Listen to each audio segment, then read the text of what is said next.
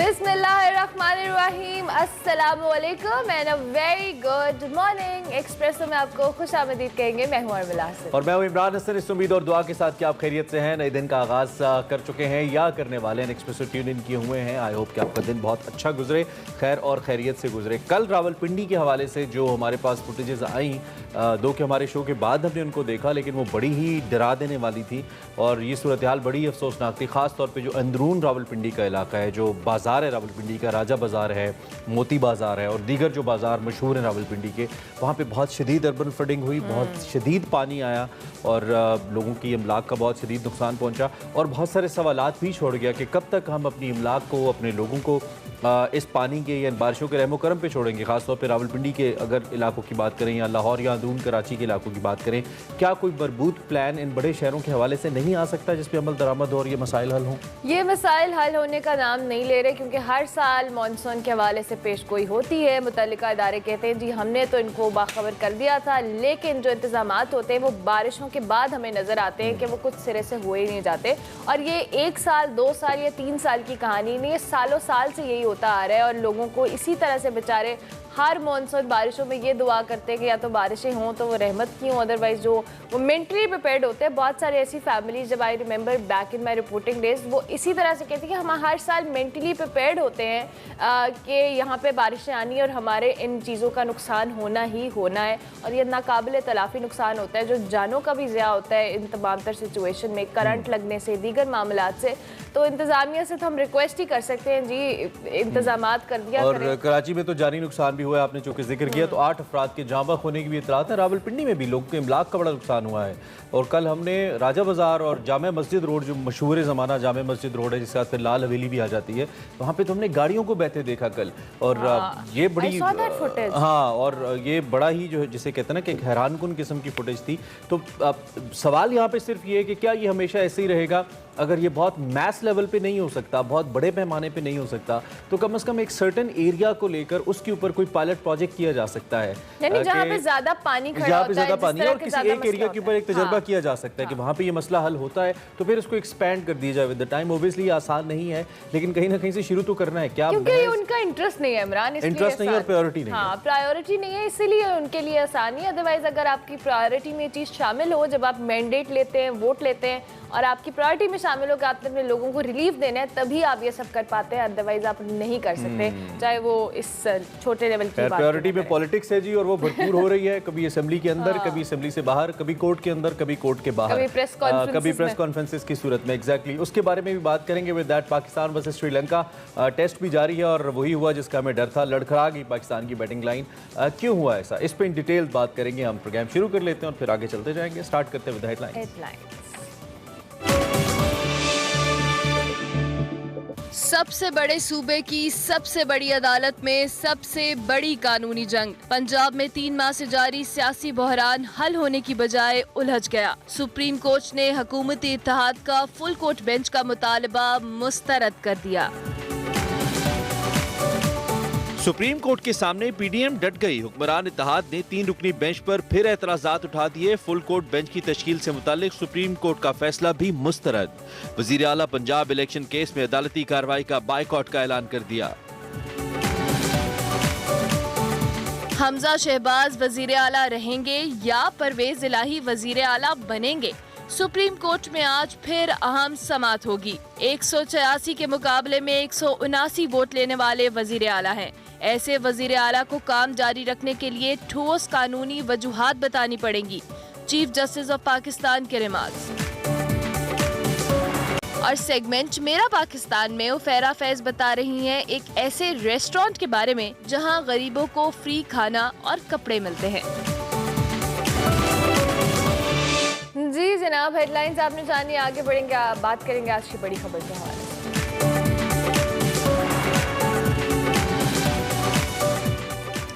बड़ी खबर और बड़ी अदालत, सबसे बड़ी कानूनी जंग भी जारी है। पंजाब पर किसकी हुक्मरानी होगी, तख्ते लाहौर किसके पास जाएगा, मशहूर ज़माना जुमला। पार्टी सरबराह की हिदायत अहम है या पार्लिमानी लीडर बाइख्तियार है, बड़ा ही अहम सवाल है। हमजा शहबाज वज़ीर आला पंजाब रहेंगे या बनेंगे चौधरी परवेज़ इलाही, यानी कि ये तख्त लाहौर में ही रहेगा या गुजरात चला जाएगा। इस पे भी बात होनी है। अभी तक कोई कानूनी फैसला नहीं हुआ। पाकिस्तान में सबसे बड़े सूबे में 3 माह से जो सियासी बहरान है, आईनी बहरान है कहना चाहिए, जारी है, हल होने के बजाय उलझता जा रहा है।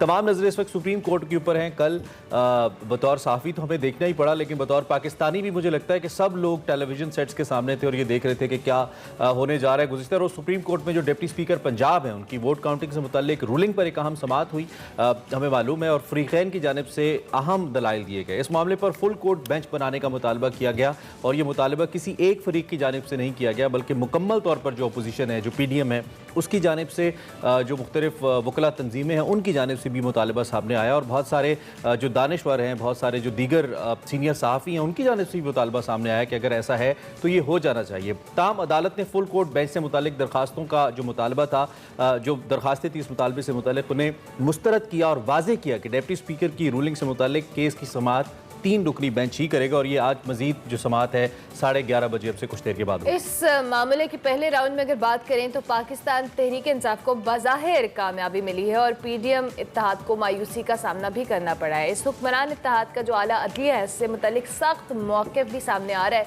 जो कल की प्रेस कॉन्फ्रेंस में भी हमने देखा। सुप्रीम कोर्ट के 3 रुकनी बेंच पर शदीद एतराज़ात उठाए जा रहे हैं, जबकि शिकवे शिकायत बात की जाए, इंसाफ की दुहाइयाँ दी जा रही हैं।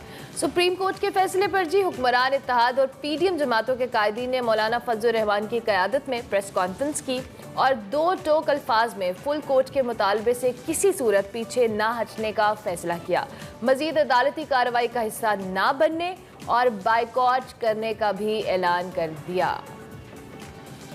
कि हमने तजवीज़ दी थी, लेकिन बदकिस्मती से अदलिया ने, बेंच ने एक गैर जानिबदार की हैसियत में ठंडे दिल के साथ हमारे मुतालबे पर गौर करने के बजाय मुस्तरद कर दिया है।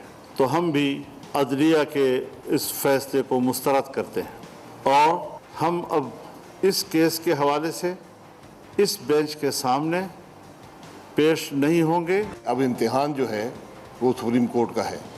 ये इंसाफ का तकाजा है, ये कानून का तकाजा है कि जब एक जज पर या एक बेंच पर उंगली उठा दी जाए, तो उनकी जिम्मेदारी बनती है कि उस फैसले से अपने आप को हटा लें। हमारा जो सुप्रीम कोर्ट है, अब बार बार ये जो पार्लियामेंट के फैसले हैं, जो पार्लियामेंट के दायरेकार है, उसमें उनको फैसला देने पड़ रहे हैं। तो जब आप एक इदारे के बारे में फ़ैसले दे रहे हैं, तो हम समझते हैं कि आपका भी पूरा इदारा बैठना चाहिए और ये फ़ैसला सुनाना चाहिए।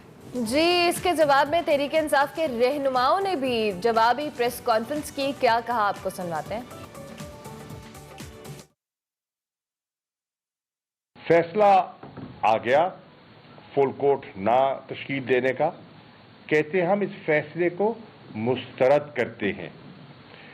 मैं समझता हूं कि पूरी कौम आने वाले दिनों में इंशाअल्लाह इस सारी क़यादत को, इनके खोखलापन को मुस्तरद करेगी। खुला खुला इन्होंने बिल्कुल बगावत की है, गवर्नमेंट ने बगावत की। सुप्रीम कोर्ट को मैं चैलेंज दरखास्त करता हूं, पूरी कौम आपके पीछे खड़ी होगी।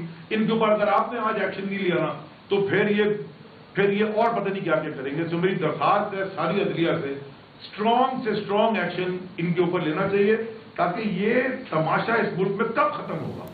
ये वक्त आ गया खत्म होने का। इस हवाले से मरियम नवाज ने क्या कहा वो भी आपको सुनाएंगे, लेकिन इस वक्त मियां असलम इकबाल पाकिस्तान तहरीक इंसाफ के रहनुमा मीडिया से बात करें। पाकिस्तान डाकू मूवमेंट का बहुत बड़ा हाथ है और सारा हाथ ही इनका है, क्योंकि इन्होंने अपने 1100 अरब रुपए के केसेस खत्म करवाए और अब नए सिरे से एक करप्शन का बाजार सरगर्म किया है।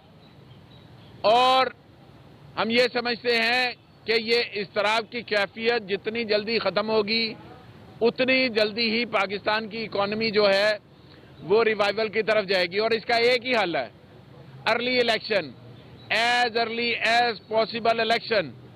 2-3 माह के अंदर अंदर इलेक्शन होने चाहिए, जनरल इलेक्शन। अगर आम इलेक्शन हो जाते हैं तो पाकिस्तान की अवाम जिसको मैंडेट देगी वो हुकूमत बनाकर अवाम का मसाइल का हल कर सकता है। एक एक पार्टी नून लीग जिसकी 84 सीटें हैं वो पाकिस्तान के ऊपर बैठे घुसपैठिए की तरह हुकूमत करने की कोशिश करनी है, नाकाम कोशिश कर रही है। और उन्होंने पाकिस्तान को इस सतह पर ले आया कि आज पाकिस्तान दुनिया के अंदर एक डिफॉल्ट ममालिक की कंट्री में दाखिल हो रहा है, सिर्फ और सिर्फ इनकी जिद की वजह से, इनकी अनापरस्ती की वजह से, इनके झूठ की वजह से।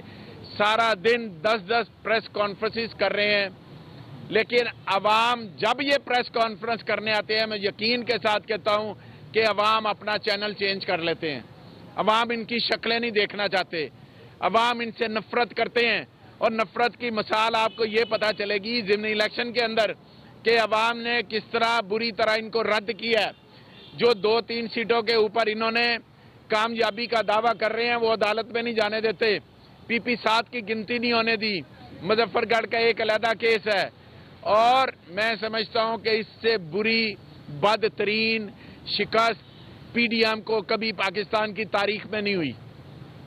लिहाजा हम ये समझते हैं, हम मुतालबा करते हैं पाकिस्तान तरीके इंसाफ कि पाकिस्तान के अंदर इकोनॉमिक स्टेबिलिटी उस वक्त आएगी जब पॉलिटिकल स्टेबिलिटी होगी। और पॉलिटिकल स्टेबिलिटी उस वक्त हो सकती है जब आप पूरी तौर पर साफ, शफाफ, गैर जानबदाराना इलेक्शन जल्द से जल्द करवाए जाएं। बहुत शुक्रिया जी। असलम साहब मीडिया से बातचीत कर रहे थे, इस हवाले से आपको अपने बुलेटिन में आगाह करते रहेंगे। इससे पहले हमने बात की फुल कोर्ट बेंच बनाने की दरखास्तों के मुस्तरद होने के बारे में और तख्ते पंजाब किसकी जानिब जा रहा है। इस वक्त हमारे साथ सीनियर साफ़ी और तजियाकार कामरान यूसुफ साहब मौजूद हैं, उनसे हम तजिया लेते हैं उनका कि वो इस सारी सूरत हाल को कैसे देख रहे हैं। कामरान बहुत शुक्रिया। कल आपने ये लिखा, ट्वीट में आपकी देख रहा था कि जो सुप्रीम कोर्ट ने ऑलरेडी फैसला कर दिया दरखास्तें मुस्तरद करने के हवाले से, तो इससे कम अज़ कम काफ़ी हद तक उस फैसले की शक्ल भी सामने आ गई जो आगे आना है। ये कैसे कहा जा सकता है? और दूसरा ये कि अगर इस तरह की कोई सूरत हाल बनती है और दूसरी जानिब जब PDM वाज़े तौर पे ये कह रही है कि हम इस फैसले को, इस कानूनी कार्रवाई को ही नहीं मानते, उन्होंने कार्रवाई से ही बायकॉट कर दिया है, तो क्या ये लेजिटिमेट होगा फिर फैसला अगर आ भी जाए इस फैसले के हवाले से?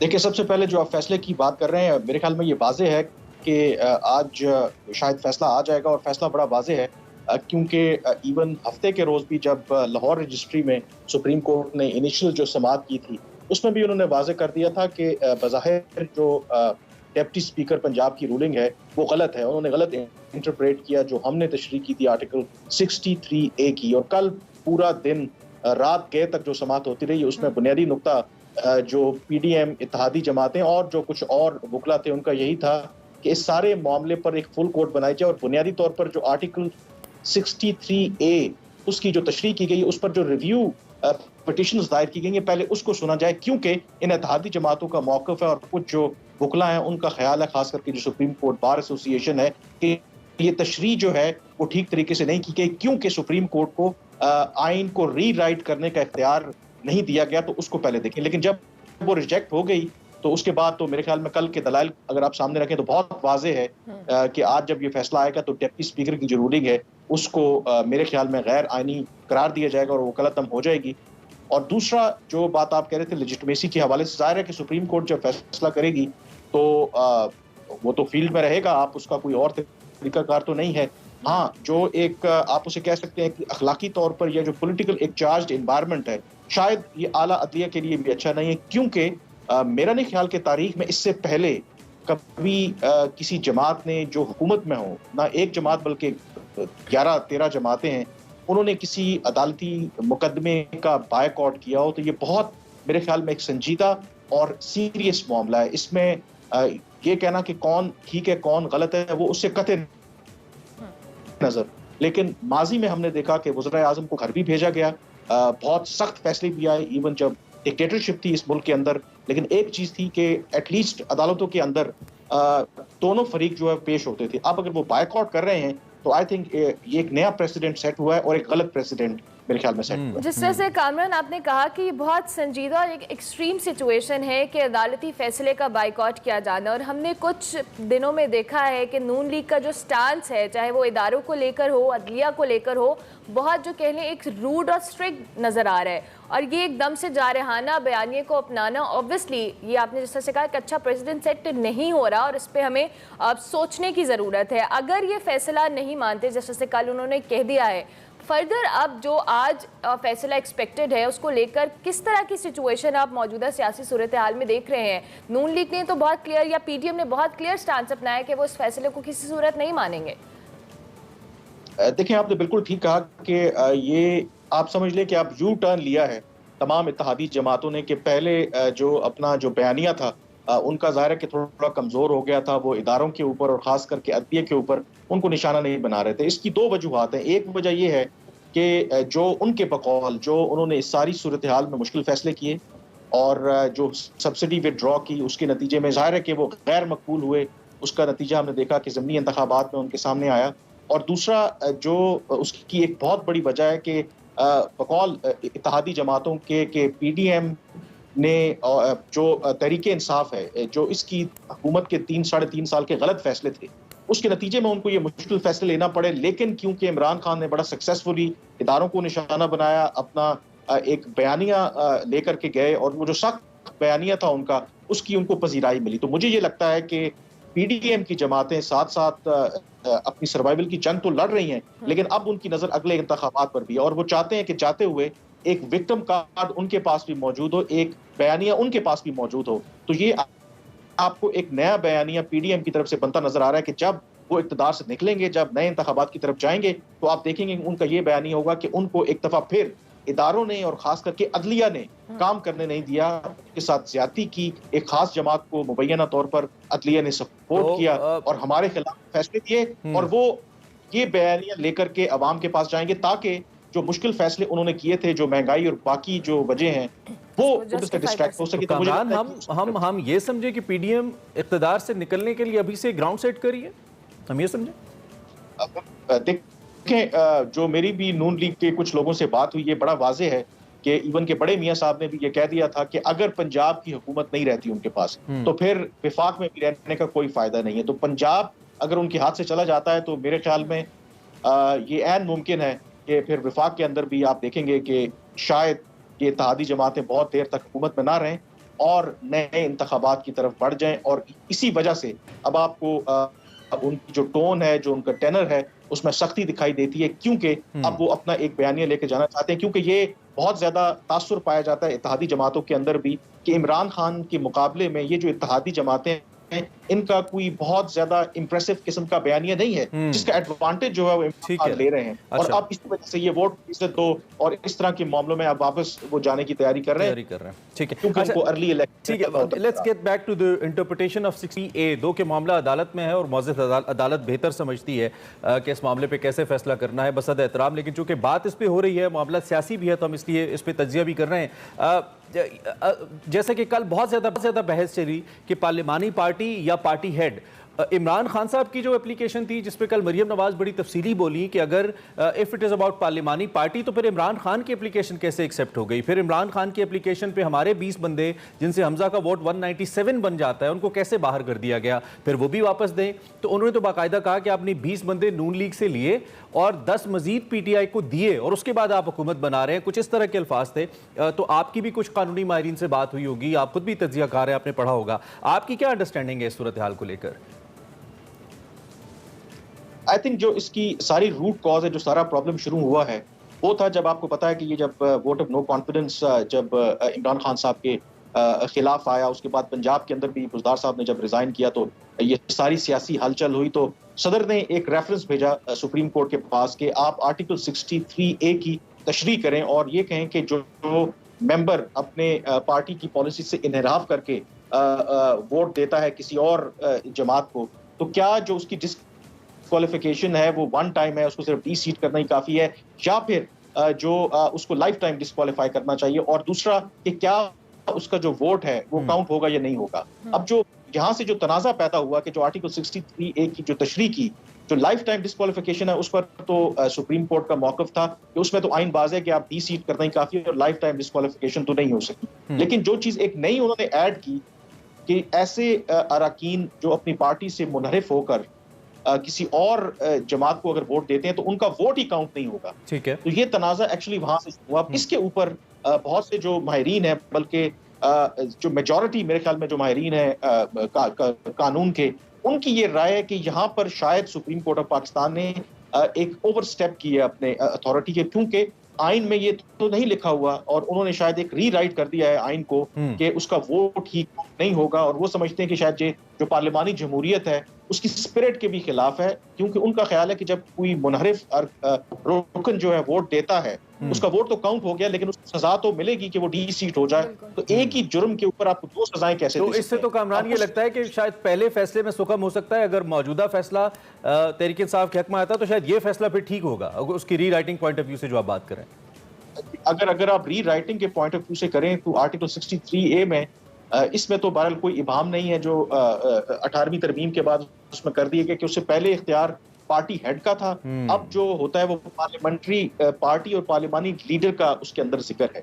अब उसके अंदर दूसरा तनाजा ये है कि क्या फिर पार्टी जो हेड है उसका कोई किरदार नहीं, क्योंकि आगे चल के इसी आर्टिकल 63A में पार्टी हेड का ही तस्करा है कि वो अगर मुनासिब समझे, अगर उसका कोई रुकन मुनारिफ होता है तो उसने उसको डी सीट करना है या नहीं करना, ये फिर उसका इख्तियार है। तो उसके अंदर फिर कहते हैं कि पाकिस्तान का जो सिस्टम है उसके अंदर पार्टी हेड की बहुत ज्यादा अहमियत है। तो लेकिन जी इसमें तो फिर आगे बढ़ के अगर for example for the time being ये फैसला अगर तहरीक इंसाफ के हक में भी आ जाता है तो पार्टी हेड चूंकि कानूनी और कॉन्स्टिट्यूशनली चौधरी शुजात साहब ही हैं, तो इसका मतलब है ये डी सीट के हवाले से आने वाले वक्त में party head once again can take a decision और ये दोबारा से एक बहरान हो सकता है।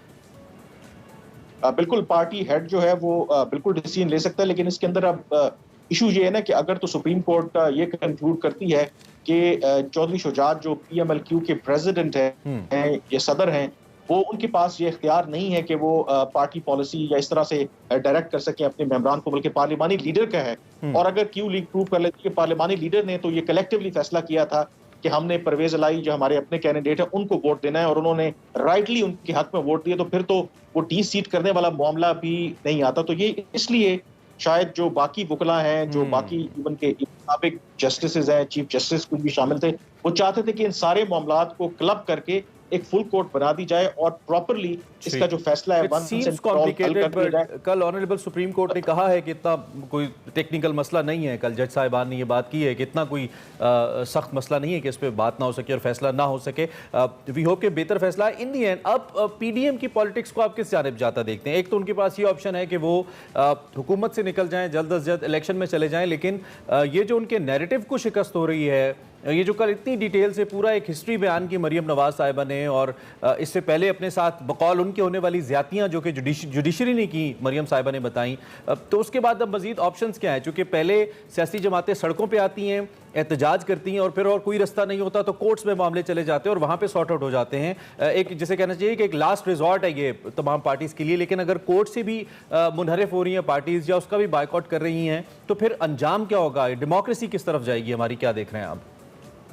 देखिए ये तो फिर आप वही है कि आप आई एम सॉरी टू से कि हम एक डिसफंक्शनल स्टेट होते जा रहे हैं। बिल्कुल आपने ठीक कहा कि पार्लियामेंट के अंदर, जमातों के अंदर पहले ही, इदारों के अंदर पहले ही इतना एतमाद नहीं है। एक जो सुप्रीम कोर्ट के अंदर बेशक जो भी उस पर इल्जामात लगते रहे माजी में भी और अभी भी, लेकिन एटलीस्ट ये होता था कि तमाम जो फरीकैन है, जो फैसला आता था बेशक बोझल दिल से ही किसी न किसी हद तक उनके पास तस्लीम करने के अलावा चारा कोई नहीं रहता था। अब जब इवन के सुप्रीम कोर्ट और आला अदलिया के ऊपर भी खुलकर इस तरह से PDM वाले तनकीद कर रहे हैं, तो एक बात बहुत वाज़ेह है कि आगे PDM जो है आज भी जो बज़ाहिर नजर आ रहा है कि फैसला तहरीक इंसाफ और परवेज अलाई के हक में आएगा, तो उसके बाद आप देखेंगे कि क्लियरली हम तसादुम की तरफ बढ़ रहे हैं, कॉन्फ्रंटेशन होगी। क्योंकि अगर PDM कुछ अर्सा और भी हुकूमत में रहती है तो उनके पास एक बहुत बड़ा कार्ड भी मौजूद है, क्योंकि इस वक्त सुप्रीम कोर्ट के अंदर 3, 4, 5 जजेस आसामियां खाली हैं और बहुत कलीदी किरदार है इसमें हुकूमत का, क्योंकि उनके पास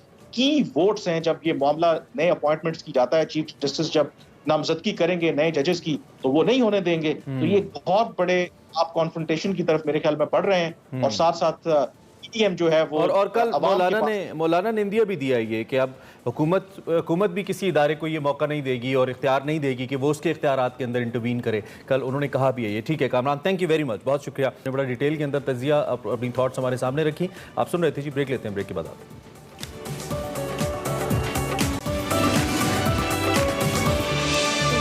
बैक टू एक्सप्रेसो। ब्रेक के बाद हाजिर हो चुके हैं जनाब, और अब बारी हमारे सेगमेंट माइंड मैटर्स की, जिसमें वकार अहमद मलिक और अपना फाजिल साहब आज बात करें बलूचिस्तान में जो आबी ज़राए हैं और जो डैम की तामीर की जो सूरत हाल है उस पर आज डिटेल डिस्कशन हो रही है आज के माइंड मैटर्स में। तो देते हैं आज का सेगमेंट। अस्सलाम वालेकुम नाज़रीन, मैं हूं वकार अहमद और आप देख रहे हैं माइंड मैटर्स। ज़फ़र इकबाल भट्टू साहब जो कि आबी वसाइल के हवाले से माहिर हैं, उनसे हमने 2 सेगमेंट्स किए थे। ओवरऑल पाकिस्तान की जो अमूमी एक सूरत हाल है पानी के हवाले से, और दूसरा जो उनका सेगमेंट किया था वो बारिशी जो पानी है एक बहुत बड़ा ज़रिया है पाकिस्तान में, उसके साथ हम क्या कर रहे हैं और क्या करना चाहिए। और एक और सेगमेंट जो है उनके साथ करना बहुत ज़रूरी था, एक दफ़ा फिर उनको जहमत दी है, और ये सेगमेंट एक्चुअली बलूचिस्तान के हवाले से है, क्योंकि बलूचिस्तान पर उन्होंने काफ़ी काम किया। हुकूमत का एक प्रोजेक्ट था जिसमें 100 डैम्स बनने थे, इसमें से 62 डैम्स 62 डैम बने, और वो बहुत अच्छा काम भी कर रहे हैं। आपको उससे रिचार्जिंग भी हो रही होगी, आसपास की जो आबादियाँ वो भी फ़ायदा उठा रही होंगी। ज़फ़र इकबाल साहब को एक दफ़ा फिर हमने मदऊ किया, बहुत शुक्रिया सर, आपने फिर दोबारा टाइम निकाला। बलूचिस्तान कैसे डिफरेंट है, स्पेशली अगर हम बात करें ज़राए के हवाले से, जो आबी ज़राए हैं उसके हवाले से, पूरे पाकिस्तान बाकी से? जी, पहले तो इसके लिए बलूचिस्तान को हमें समझना होगा। जो बलूचिस्तान का सूबा है उसकी अगर आप लैंड मास या लैंड एरिया की बात करें तो पाकिस्तान के बाकी तमाम सूबों को इकट्ठा कर लें तो जितना लैंड एरिया बनता है अकेले बलूचिस्तान का होता है 40%, 44% जो है बलूचिस्तान जो है वो पूरे पाकिस्तान का है। अब इतने बड़े एरिया में हमारे पूरे मुल्क की सिर्फ 5% आबादी रहती है, तो आप इमेजिन कर सकते हैं कि कितने दूर दराज इलाके होंगे। फिर इस तरह की कंडीशन में डेवलपमेंट के भी बड़े चैलेंजेस हैं। आपके रोड नेटवर्क्स, रेल नेटवर्क्स, आपकी ट्रांसमिशन लाइंस, ये बड़ी मुश्किल से होती हैं। तो बलूचिस्तान के कॉन्टेक्स्ट में वाटर रिसोर्सेज की अगर हम बात करें तो वाटर रिसोर्सेज भी पूरे पाकिस्तान के मुकाबले में बहुत कम है। अब आधे पाकिस्तान की हम बात कर रहे हैं, लेकिन इसके वाटर रिसोर्सेज जो हैं वो सिर्फ 15% ऑफ द टोटल पाकिस्तान है। अच्छा, तो 15% में बारिश है या उसमें 15% के अंदर जो है 75% उस 15% का बारिश है। ठीक है। कुछ फिर आपकी स्नो मेल्ट है और कुछ जो है आपके ग्राउंड वाटर है। और स्नो मेल्ट भी इतनी ज्यादा नहीं है, लेकिन इंडस रिवर से कुछ 1-2 नहरें निकलती हैं, जैसे अभी कच्ची कनाल का मंसूबा है जो बहुत अच्छा है बलूचिस्तान के हवाले से। इसी तरह पटफीडर कनाल काफ़ी टाइम से निकल रही है। तो इंडस से जो उनको सारा साल जो इंश्योर सप्लाई मिलती है, ठीक है, वो एक पार्ट है बलूचिस्तान के वाटर रिसोर्सेज का, लेकिन वो ज़्यादा से ज़्यादा 10% तक कंट्रीब्यूट करते हैं, बाकी 90%। जी, तो मेन रिसोर्स जो है वो बारिश है। अब बारिश की भी ये है कि वो एक तो मिकदार बहुत कम है, दूसरा आपको बारिश को प्रेडिक्ट नहीं कर सकते कि किस वक्त कहाँ होगी, कितना बड़ा एरिया है और कितनी मिकदार में होगी। तो इसके लिए आपको हर वक्त अपनी तैयार होकर रहना चाहिए कि जहाँ भी बारिश हो वो आप स्टोर कर लें। अब बारिश जो बलूचिस्तान की है वो पाकिस्तान के बाकी इलाकों की बारिश से भी मुख्तलिफ होती है। अच्छा। हमारे बाकी पाकिस्तान में मानसून की बारिशें ज़्यादा होती हैं, 3 महीनों में जून जुलाई अगस्त में हो जाती हैं 70-80% बारिशें, और बाकी भी सर्दियों में हल्की फुल्की बारिशें चलती रहती हैं 15-20%। लेकिन बलूचिस्तान की जो बारिशें होती हैं वो बहुत शार्ट टर्म होती हैं और बहुत ज़्यादा मिकदार में होती हैं। अच्छा, तेज़ होती हैं, बहुत तेज़ होती है। और चूँकि वो हिली एरिया है, पहाड़ी इलाका है, और वो इतनी तेज़ी से पानी आता है कि 2-3-4 घंटे में वो वहाँ से गुजर जाता है, और उस पानी को कंट्रोल करने का, उस पानी को दरिया से बाहर निकाल के खेतों तक पहुँचाने का कोई इंतज़ाम नहीं होता। तो वहाँ पर लोगों ने अपने छोटे छोटे बंद बनाए हुए होते हैं अपनी मदद आपके तहत कि उस सैलाब से कुछ पानी निकाले, लेकिन हर सैलाब में वो बंद उड़ जाते हैं। अच्छा। और उनको उसके बाद फिर उसको दोबारा बनाना पड़ता है। इसके अलावा बलूचिस्तान में एक पुराना कारेज सिस्टम होता था सदियों से, और वो स्पेशल अगर आप गूगल करें तो कारेज को वो बलूचिस्तान के हवाले से ही बताएगा। लेकिन वो भी जो हमारा ज़मीनी पानी है उसके नीचे जाने की वजह से, और जिसकी मेन वजह जो है बारिशों की कमी है, ज़ाहिर है जब रिचार्ज नहीं होगा और आप ज़्यादा मिकदार में निकालेंगे। और अभी जिस तरह पिछले प्रोग्राम में भी हमने बात की थी कि सोलर के आने की वजह से और ज़्यादा ग्राउंड वाटर पंपिंग हो रही है, और जिससे बलूचिस्तान की ज़्यादातर कारेजेस जो हैं वो खुश्क हो गई हैं। तो इसलिए इन बारिशों का पानी अगर हमने ज़्यादा मिकदार में इस्तेमाल करना है तो उसके लिए वो नीड स्टोरेजेस, और उस स्टोरेजेस के लिए बलूचिस्तान में ज़्यादा मिकदार में डैम्स चाहिए। बहुत से प्रोजेक्ट्स पे अल्हम्दुलिल्लाह इस वक्त काम हो रहा है, जिसमें बड़े डैम भी हैं और छोटे डैम भी हैं। 4-5-6 डैम, बड़े डैम तो ऑलरेडी कंस्ट्रक्ट हो चुके हैं, जैसे आपके सामने है हब डैम है जिससे कराची को भी पानी जाता है, लसबेला केनाल वहाँ से बनी हुई है, निरानी डैम तुरबत के पास बना हुआ है, बहुत बड़ा डैम है, सबकजई डैम है, कोयटा के पास मांगी डैम एक तकरीबन बनने वाला है जो जिससे कोयटा को वाटर सप्लाई होगी। इसके अलावा कुछ 4-5 ऐसे डैम हैं जो अभी ज़ेर तामीर हैं, जैसे खारान में एक गरुक डैम है जो कि 70-80 मीटर हाई डैम है, जिससे खारान शहर को पानी की भी सप्लाई होगी। ये जो है जिसको हम कहते हैं तकसीम छोटे, दरमियाने और बड़े, ये दरमियाने दर्जे के डैम है? नहीं, ये बड़े डैम है। अच्छा, जो world commission of large dam है, जिसे आई कोल्ड कहते हैं, उसकी डेफिनेशन के मुताबिक जो भी डैम 50 फुट से ज़्यादा बुलंद हो जाए उसको बड़े डैम। और बड़ा डैम की क्लासिफिकेशन की वजह ये होती है कि उसके लिए फिर आपको बड़े खुसूसी इंतजाम करने पड़ते हैं, रिस्क को रिड्यूस करने के लिए, डिज़ाइन के लिए, तामीर के लिए। जी, तो ये हिंदुस्तान में इस वक्त 10 से ज़्यादा जो बड़े डैम हैं वो तकरीबन 5-6 बन चुके हैं और 5-6 पे काम। ये 100 डैम्स का हिस्सा थे या वो 100 डैम्स? नहीं, जो 100 डैम्स है वो स्मॉल डैम्स, वो लार्ज डैम में नहीं आते। जो 100 डैम का प्रोजेक्ट है बेसिकली उसका कंसेप्ट और है। उसका कंसेप्ट ज़मीनी पानी का जो रिचार्ज है, ग्राउंड वाटर का जो रिचार्ज है, वो पहला कंसेप्ट है। क्योंकि बलूचिस्तान में बड़े शहरों से आप बाहर निकल जाएं, जो चंद कोयटा और लोरालाई या जो खुजदार के जो बड़े शहर हैं, तो बाकी इलाकों में बहुत कम आबादी है और बहुत दूर दूर है। और बलूचिस्तान की जो मईशत भी है वो एग्रीकल्चर बेस्ड नहीं है, वो सारी की सारी लाइफ स्टॉक बेस्ड है। लोग जानवर पालते हैं, सारा साल उनकी परवरिश करते हैं और उन जानवरों के लिए पानी और चारे की तलाश में वो लंबे लंबे सफ़र तय करते हैं। तो इन डैमों के जो बुनियादी मकासद थे, ग्राउंड वाटर का रिचार्ज भी था, फिर ये था कि छोटे छोटे पानी के ज़ख़ीरे बना दिए जाएँ ताकि बारिश से जो 2-4 घंटों में पानी चला जाता है और नीचे जाके गाँव को हिट करता है या आपके पुल वगैरह तबाह करता है, वो भी बच जाएंगे। पानी के ज़ख़ीरे होंगे जहाँ से ये सफ़र करते हुए माल मवेशी पानी भी पी लेंगे और उनके लिए ग्रेजिंग लैंड्स भी मिल जाएंगे। तो ये जो 100 डैम्स हैं इसमें से 62 बन चुके हैं। जी, 100 डैम का प्रोजेक्ट बेसिकली 5 पैकेजेस में था। कब से स्टार्ट हुआ था? ये 2008 में स्टार्ट हुआ। ठीक है। और हर 4 साल बाद एक नया पैकेज लॉन्च हो जाता है। तो अब तक 3 पैकेज इसके कंप्लीट हो गए और चौथे पैकेज पे इस पर काम शुरू है। तो 5वां पैकेज जो है वो 4-5 साल बाद जाके शुरू होगा। तो इसकी कंप्लीशन के साथ ही 100 डैम मुकम्मल हो जाएंगे। लेकिन इस वक्त 62 डैम्स जो हैं वो कंप्लीट हो चुके हैं और पानी उनमें जब भी बारिश होती है आता है और वो इस्तेमाल हो रहे हैं लोगों के फ़ायदे के लिए। इसको आप कितनी बड़ी कामयाबी समझते हैं? और जब ये 100 डैम्स पूरे हो जाएं, एक पहला ये है, बड़े जो 10 डैम्स हैं वो भी बन जाएं, तो आप क्या समझते हैं कि बलूचिस्तान की तकदीर ये किस हद तक उस पर असरात होंगे, उसकी माशियात पे ओवरऑल? बलूचिस्तान के हवाले से देखा जाए तो एक बहुत बड़ा डेवलपमेंट होगी। बलूचिस्तान की जो वाटर रिसोर्सेज की टोटल जो है वो 21 मिलियन एकड़ फीट के करीब है, जिसमें से कुछ तकरीबन 18-19 मिलियन एकड़ फीट सरफेस वाटर होता है। 100 डैम का प्रोजेक्ट जब कंप्लीट होगा तो ये 1 मिलियन एकड़ फीट से ज़्यादा का आपको स्टोरेज प्रोवाइड कर देगा। लेकिन स्टोरेज से ज़्यादा इस प्रोजेक्ट की जो कामयाबी है डेवलपमेंट पॉइंट ऑफ व्यू से, कि आप पूरे सूबे के 100 मकामात पे आपने पानी के ज़खायर बना दिए, ग्राउंड वाटर को रिचार्ज कर दिया। अच्छा, जहाँ पे ये डैम बनते हैं वहाँ पे आपको एक्सेस रोड बनते हैं। बहुत शुक्रिया जफर साहब। Welcome back. अब जिक्र कुछ शहर कायद के मौसम का, जहाँ मानसून बादलों ने एक जानिब कराची को डबोया और शदीद बारिश के बाद सैलाबी सूरत हाल से सड़कें, इलाके और अंडरपास भर गए।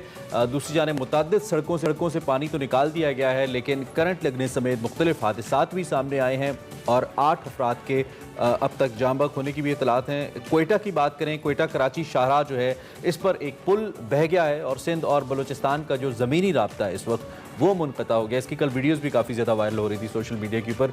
हज़ारों मुसाफिरों के हवाले से इतलात ये हैं कि वो फंस गए हैं। महकमा मौसमियात का मज़ीद ये कहना है कि मानसून बारिशों का सिलसिला 27 जुलाई तक मज़ीद जारी रहेगा। गुज़िश्ता रोज़ भी जुड़वा शहरों में होने वाली बारिश से रावलपिंडी तो डूब गया। नालालई में तगयानी का खदशा पैदा हुआ, जिससे सायरन बजा दिए गए, फौज को तलब किया गया, जबकि किनारे पर जो बसने वालों के लिए रेस्क्यू ऑपरेशन का भी आगाज़ कर दिया गया। जबकि कैंट के नशेबी इलाकों के हवाले से बात करें तो वो भी डूब गए। पानी घरों में दाखिल हुआ, लोगों का जो कीमती सामान है लोग उसको बचाने की कोशिश करते रहे। इसी हवाले से मैं जो मौसम की सूरत हाल और आइंदा वाले दिनों में क्या सिचुएशन रहने वाली है, हमारे पास सरदार सरफराज साहब मौजूद हैं। सरदार सरफराज साहब बहुत शुक्रिया। और मौसम के हवाले से ऑब्वियसली मानसून बारिशें अभी भी कराची में इस वक्त बारिश तो जारी है, क्या अपडेट है आइंदा आने वाले दिनों में? जी बहुत शुक्रिया जी। देखिए ये जो स्पेल चल रहा है 23 से कराची में तो 24 से शुरू हुआ था, बाकी सिंध में 23 से शुरू हुआ था, तो अभी तक जारी है। ये गुज़श्ता रात भी अच्छी तेज़ बारिश हो गई कराची के बाज़ इलाकों में, बाज़ में तो कम हुई लेकिन ज़्यादातर इलाकों में तेज़ बारिश का स्पेल रहा। कल दिन में भी एक स्पेल तेज़ बारिश का एक हो गया था कल सुबह और इसी तरह से गुज़श्ता रात भी रहा तेज़ स्पेल। तो आज का दिन भी है और कल का दिन भी, और कल रात तक, बल्कि रात गए तक कह लें आप, कराची में भी और बाकी सिंध में भी, यानी 28 की सुबह तक ये सिलसिला रहेगा वक्फे से, कभी दरमियानी और किसी वक्त किसी जगह पर तेज़ स्पेल भी मुतवक्के है। अच्छा, ठीक है। अगर पिंडी की सूरत हाल की जाने आएँ तो कल बड़ी वहाँ पे भी ख़तरनाक सूरत हाल बनी और बहुत ज़्यादा पानी आया। क्या ये भी एक्सपेक्टेड था जितनी बारिश हुई? अगर कोई नंबर्स भी आपके पास तो वो भी शेयर कर दें हमारे साथ, और दोबारा से भी हो सकती है स्पेल के अंदर?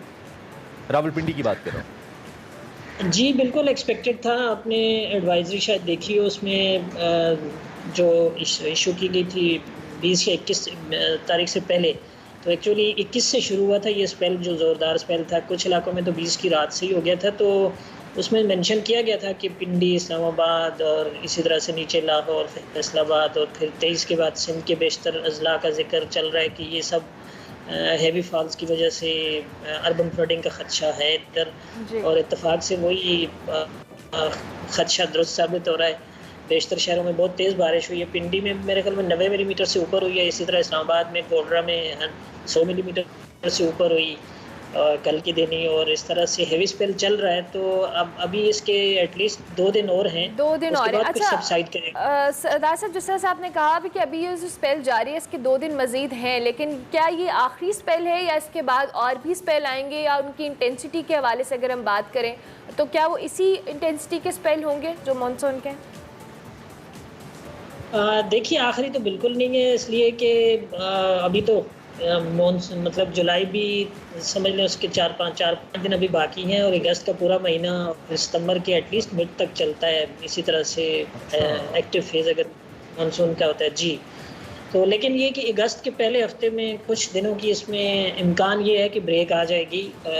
यानी मानसून जो असल में एक्सेस होती है या ट्रफ जिसे, वो अब नॉर्मल पोजीशन से निचले लैटिट्यूड पर चल रही है, इसलिए सिंध और बलूचिस्तान में बहुत ज़्यादा बारिशें ऊपर भी हो रही हैं, लेकिन यहाँ बहुत ज़्यादा जो हो रही हैं। तो वो ट्रफ जब ऊपर शिफ्ट होगी, और दूसरा ये कि वेस्टर्ली वेव अप्रोच करेगी पाकिस्तान की तरफ अगस्त के शुरू के दिनों में, तो फिर इम्कान ये है कि कुछ दिनों की ब्रेक आएगी। बारिश तो होगी इक्का दुक्का, मतलब स्कैटर्ड जैसे इक्का दुक्का चंद एक जगहों पर होती रहेगी, लेकिन इतना जोरदार स्पेल उसमें एक्सपेक्टेड है ना, ये थोड़ा सा हो जाता है कुछ दिनों के लिए। ये जो सरदार साहब जो ह्यूमिडिटी लेवल है, ये जो हब्स की सी सूरत हाल है खास तौर पे वस्ती पंजाब में, इस पे भी जरा मुख्तसरन बता दीजिए।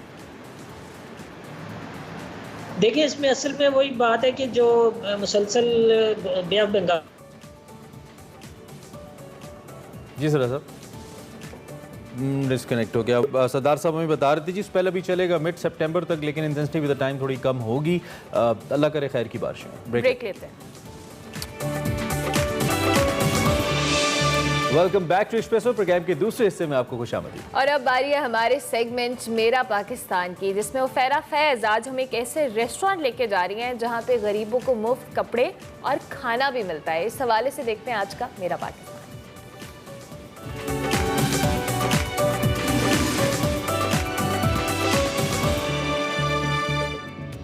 अस्सलाम वालेकुम नाज़रीन।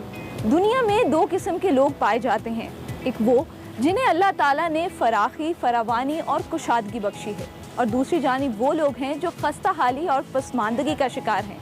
2 वक्त की रोटी, तन ढकने के लिए कपड़ा, सर छुपाने के लिए छत, सेहतमंद ज़िंदगी गुजारने के लिए बुनियादी ज़रूरियात और तालीम से महरूम हैं। ये इम्तियाज़ भी बामकसद है। अल्लाह ताला ने जिसको ज़्यादा अता किया है वो ज़रूरतमंदों की मदद करे। इस वक्त मैं मौजूद हूँ जनून रेस्टोरेंट पे, जहाँ पर लोगों को खाना खिलाने के साथ साथ उनको कपड़े और तालीम हासिल करने के लिए किताबें भी मुहैया की जाती हैं। तो आइए चलते हैं और जानते हैं इस काविश के बारे में।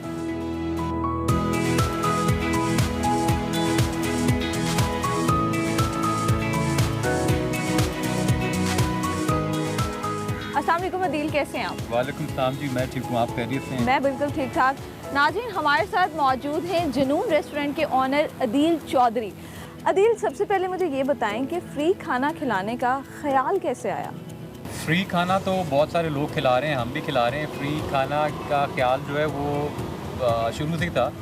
हम लोग डिस्पेंसरी भी हमारी फ्री ऑफ कॉस्ट चल रही है, लेकिन जो दस्तरखान था वो अल्लाह ने थोड़ा सा हाथ पकड़ा और रेस्टोरेंट खोला, तो हमने कहा साइड पे जो हम अपनी कैपेसिटी में अल्लाह के साथ ट्रेड कर सकते हैं वो तो हम करेंगे, और इसलिए हमने दस्तरखान लगाया। अच्छा, मुझे ये बताएंगे कि ये सिलसिला शुरू कब किया आपने? ये सिलसिला जी रेस्टोरेंट के साथ ही हमने शुरू किया था। हमने कहा था कि जब रेस्टोरेंट खुलेगा हम साथ चैरिटी का काम कंटिन्यू उसको रखेंगे। इस दस्तरखान पर रोज़ाना की बुनियाद पर कितने लोग खाना खाने आते हैं? डेली बेसिस पे हमारा टारगेट तो 200 का, लेकिन 150 से 200 लोग खा लेते हैं। अच्छा, तो यहाँ का जो मेन्यू है क्या वो डेली बेसिस पे चेंज होता है? कौन कौन सी डिशेस हैं जो लोगों को खिलाई जाती हैं? जी, मेन्यू हमारा जो है वो हमारी देग बनती है, उसमें अच्छा। एक तो हमारा चावल और बिरयानी और पुलाव वाला खाना होता है। उसके अलावा जो हमारी हाई टी या जो हमारे किचन में हमारा खाना एक्सेस बच जाता है, जो हाई टी में से बच जाता है, उसको भी हम मिक्स करके लोगों में डिस्ट्रीब्यूट करते हैं। अच्छा, यानी जो आपके रेस्टोरेंट में खाना बचता है आप उसको वेस्ट करने के बजाय लोगों का पेट भरते हैं? बिल्कुल ऐसी है। अच्छा, मुझे ये बताएं कि जब आपने ये सिलसिला शुरू किया और आज की अगर हम बात करें तो लोगों की तादाद में इजाफा हुआ है? जी, लोगों की तादाद में भी इजाफा हुआ है, कंट्रीब्यूटर्स की तादाद में भी इजाफा हुआ है, और लोग जो हैं वो बेसिकली हमारे जो ज़्यादातर लोग जो एरिया में वही खाने के लिए आते हैं। लेकिन जो हमारा ये कैबिन है, कैबिन के अंदर हम लेफ़्ट ओवर खाना यहाँ पे बॉक्सेस की फॉर्म में रख देते हैं। जिसमें आप देखेंगे तो जो लोग लंच टाइम पे खाना खा जाते हैं और कोई थोड़ा बाद में आता है वो यहाँ से लेते जाते हैं फिर। अच्छा अदील, आपने इस कैबिन की बात की, यहाँ पर खाने के बॉक्सेस तो हैं ही हैं, लेकिन यहाँ पर मुझे कपड़े भी नज़र आ रहे हैं और मुझे बुक्स भी नज़र आ रहे हैं। तो मुझे ये बताएं कि आपकी नज़र में तालीम क्या है? हमारा कॉन्सेप्ट सोल चैरिटी का ये था कि हम लोग एक कैबिन बनाएं, कैबिन के अंदर हम लोग कपड़े डिस्ट्रीब्यूट करें, और लोग जिनको जो पढ़ना चाहते हैं खाली एजुकेशन से ये के पॉइंट ऑफ व्यू से नहीं, इसमें नॉवेल्स भी होते हैं, इसमें स्टोरी बुक्स भी होती हैं। जो लोग आके पढ़ना चाह रहे हैं और उनके पास बुक्स खरीदने के पैसे नहीं हैं, और इसमें कोई गरीब अमीर या कोई ज़ात पात वाला मतलब कोई भी आता है और यहाँ से आराम से गाड़ियों में भी आके लोग लेकर गए हैं। अच्छा। और हमने उनसे रिक्वेस्ट किया जब आप इसको यूज़ करें तो वापस भी छोड़ दें,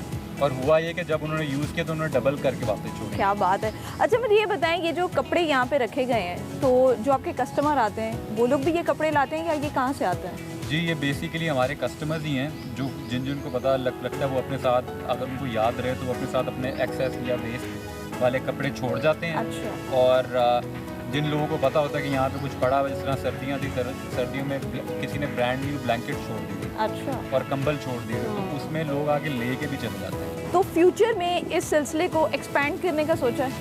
इस सिलसिले का कॉन्सेप्ट था यही कि हम लोग एक कैबिन लगाएं, और इसकी कॉस्ट बहुत ज़्यादा नहीं है। हम लोग का प्लान ये था कि हम लोग जो लाइक माइंडेड लोग हैं पाकिस्तान के अंदर, जो कम्युनिटी है या जो बिज़नेस कम्युनिटी है जो अफोर्ड कर सकता है, वो इस टाइप का कैबिन अपने ऑफिस के बाहर लगा ले या अपने एरिया में लगा ले या किसी स्ट्रीट के कॉर्नर में लगा दे, ताकि लोग इसको फिल करें और ख़ुद फिल करें और लोगों के लिए सहूलत अरेंज हो।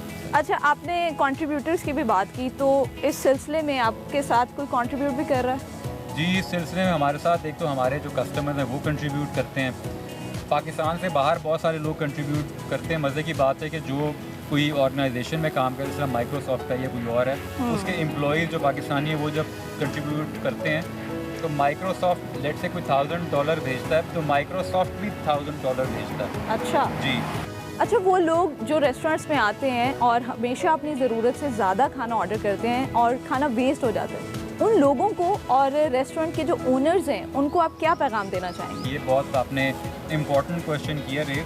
खाने की वेस्टेज बहुत ज़्यादा है, उसको हम कंट्रोल इंसेंटिव दे के करने की कोशिश करते हैं, लेकिन लोग फिर भी बाज नहीं आते। लोगों को थोड़ा सा ये ख्याल करना चाहिए, खाने की यहाँ पे बहुत कमी है। बहुत सारे लोग हैं जो अंडर प्रिविलेज्ड हैं, जो नहीं खाना खा सकते। स्पेशली यहाँ पे जो खाना वो वेस्ट कर देंगे वो तो हम बिन में ही फेंकेंगे, लेकिन जो खाना अगर वो नहीं खा रहे, जो साबित पड़ा है, वो हम लोगों को खिला सकते हैं। Thank you so much Adeel for your time.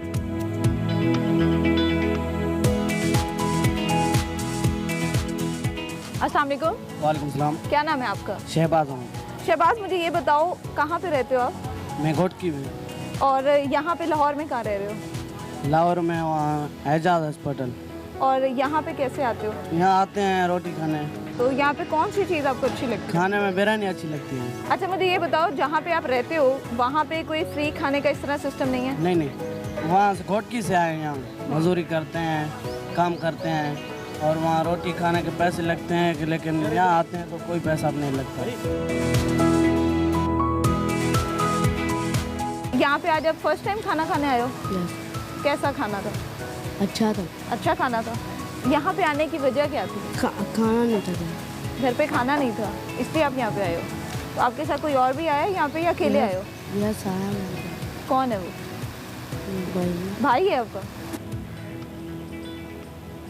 नाज़रीन, भूखे को खाना खिलाना अल्लाह को राज़ी करने का अमल है और इस अमल से मुआशरे में उल्फत की फ़िज़ा कायम होती है। मेरी तमाम रेस्टोरेंट के ओनर से ये अपील है कि डेली बेसिस पर बचने वाले खाने को डब्बों में डालकर लोगों में तकसीम करें ताकि उनकी भूख को मिटाया जा सके और अल्लाह को राज़ी करें। उम्मीद करती हूँ आपको आज का ये सेगमेंट पसंद आया होगा। मुझे दीजिए इजाज़त और देखते रहिए एक्सप्रेसो। पाकिस्तान और श्रीलंका के दरमियान दूसरा टेस्ट मैच जारी है। आज इसका तीसरा दिन है। मेज़बान श्रीलंका की पोजीशन फिल वक्त मुस्तकम नजर आती है। 378 रन आपको याद होगा श्रीलंका ने अपनी पहली इनिंग्स में बनाए थे। जवाब में पाकिस्तानी बैटिंग लाइन कुछ खास नहीं कर सकी। ताज़ा तरीन सूरत हाल के मुताबिक पाकिस्तान ने 7 विकेटों के नुकसान पर 213 रन बनाए हैं और अब भी श्रीलंका की लीड 165 रन की मौजूद है। इस वक्त हसन अली और यासिर शाह बिलतरतीब 13 और 22 रन बनाकर क्रीज के ऊपर मौजूद हैं। और इससे पहले पाकिस्तान का जो टॉप बैटिंग ऑर्डर था, बाबर आजम तो नहीं चले, अब्दुल्ला शफीक से उम्मीदें थी वो नहीं चले, सलमान ने कुछ बेहतर परफॉर्म किया जिनसे उम्मीद की जा रही थी, जो कि उनका डेब्यू हुआ था तो उन पे ड्यू भी था कि वो एक अच्छी इनिंग खेले, लेकिन उसको भी बहुत लंबा नहीं खेल सके। Still Pakistan is 165 run ahead, is 165 run behind the target. और देखते हैं कि अब क्या सूरत हाल सामने आती है। इस वक्त हमारे साथ मिर्ज़ा इकबाल बेग साहब मौजूद हैं, क्रिकेट एक्सपर्ट। उनसे हम पूछते हैं कि वो इस सूरत हाल पे और इस टेस्ट पे क्या राय रखते हैं। साहब, थैंक यू वेरी मच। सबसे पहले तो जिस तरह का गेम हो रहा है यहाँ पे, आपको लगता है कि मैच फैसले की तरफ जाएगा जिस तरह की गेम हो रही है इस वक्त? बिस्मिल्लाहिर्रहमानिर्रहीम। सुबह खैर इमरान, आपको भी और अर्मला को भी। यकीनन लग यही रहा है, लेकिन जो पिच है Imran, as compare to the first test match, वो विकेट ज्यादा बॉलर्स के लिए हेल्पफुल थी। ये विकेट बैट्समैनों के लिए ज्यादा मददगार साबित हो रही, क्योंकि इस पर स्ट्रोक्स खेलना इतना मुश्किल नहीं है, जिसका अंदाजा आप इस बात से लगा सकते हैं। जो श्रीलंका ने 378 रन बनाए, 3.66 रन फी ओवर का वो स्ट्राइक रेट लेकर चले, जिससे लगता है कि बॉलर्स पर उन्होंने डोमिनेट किया। और हम क्या कर रहे थे, हम 2.6, 2.7 का स्ट्राइक रेट लेकर चले। और कब तक आखिर बाबर आजम पर हम इन्हिसार करते रहेंगे? वो जो मैं कहता आता हूँ ना कि 11 बहनों का एक ही भाई है जो बेचारा रन स्कोर करता है। मतलब वही बेचारा सब कुछ करता है। गुज़िश्ता 5 टेस्ट इनिंग्स में